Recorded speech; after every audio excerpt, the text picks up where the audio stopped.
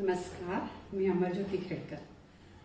आज आपण पटकन होणाऱ्या भाजींमध्ये आपण घेवडा म्हणजेच बीन्सची भाजी बघणार आहोत। बीन्स आणि त्याच्यात मी थोडा मटार घालणार आहे। तर ही रेसिपी आहे, ही म्हणजे कोकणातली रेसिपी आहे। इथे सुद्धा करत असतील, पण माझी आई वगैरे माझ्या मामांकडे मामी वगैरे करत होते। तर ह्याच्यामध्ये चटणी घालतो आपण, म्हणजे जे काही आपण मसाला वगैरे घालतो तो न घालता एक तर मटार घालतो किंवा बटाटा घालतो किंवा मग आणि त्याला मसाला वगैरे न घालता चटणी घालतो। तर चटणीमध्ये खोबरं, मिरची, कोथिंबीर आणि कोणाला जर ऑप्शनल आहे, कोणाला आवडत असेल तर लसूण घाला, पण मी घातलेला नाही आहे। म्हणजे खोबरं, मिरची आणि कोथिंबीर एवढंच त्याचं वाटण असतं। हे मिक्सरमध्ये वाटून घ्यायचं। ही जर पूर्वतयारी असेल तर ही भाजी फक्त 10 मिनिटात होते।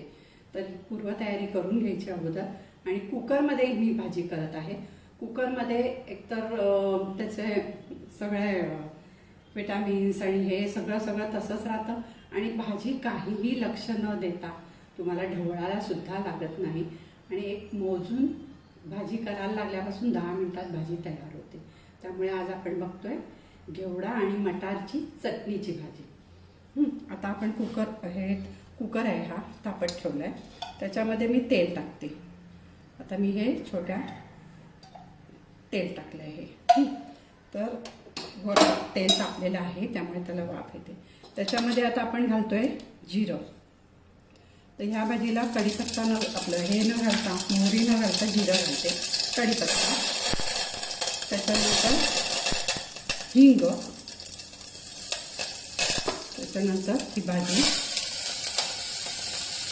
त्याच्यावर हा मटार, त्याच्यावर थोडी हळद आणि बाकी याला काही मसाला घालायची गरज नाही। भाजी ढवळून घेतली।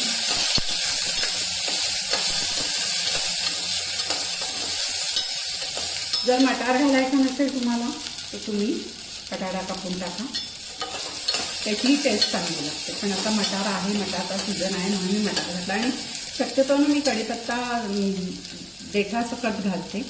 तो शिजल्यावर नंतर वरती त्याचा देठ उरतो तो काढून टाकायचा, म्हणजे त्याची जी देठ आहे त्याच्यामध्ये पण चव असते, ती पण त्याच्यात उतरते। आता हे झालं, भाजी ढवळून घेतली। आता हे मी वाटण तयार केलं आहे, तुम्हाला सांगितलं त्याप्रमाणे खोबरं आहे, कोथिंबीर आहे आणि मिरची आहे। तर मी ह्याला छोट्या छोट्या 4 मिरच्या घेतल्या। तुम्हाला जसं तिखट कमी जास्त आवडत असेल तसं तुम्ही घाला। तर हे वाटण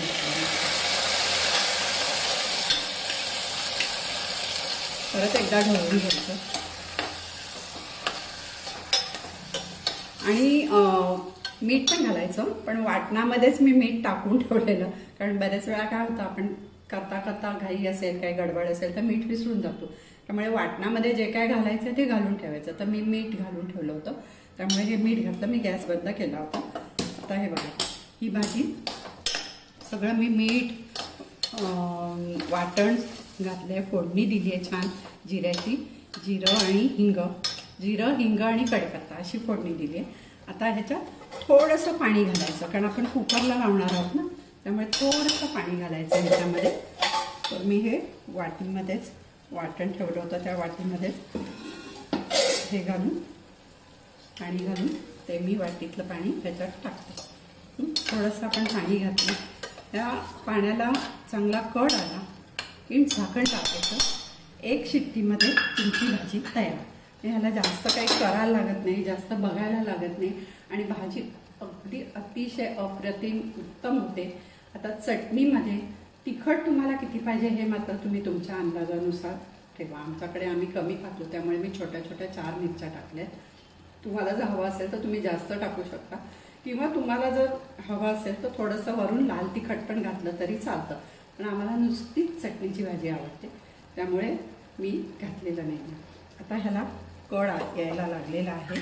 हे बघा, भाजीला जे आपण पाणी घातलेलं त्याचा कड चांगला यायला लागलाय।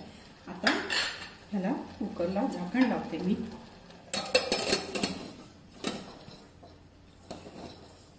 आणि शिट्टी लावून 1 शिट्टी झाली एक शिट्टी झाली की भाजी तयार. आता शिट्टी होते, शिट्टी झाल्यावर भाजी कशी झाली हे मी तुम्हाला दाखवते.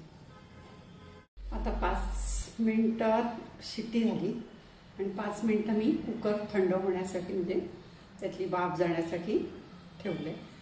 10 मिनिटं आपली झालेली आहे.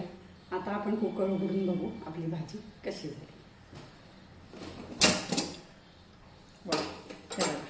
आपली भाजी तयार, छान शिजलेली आहे आणि त्याच्यात जे थोडं पाणी घातलेलं ते सुद्धा सगळं सुकलंय आणि आपली भाजी तयार झालेली आहे, शिजलेली पण आहे. ती आता आपण एका बाउलमध्ये काढून.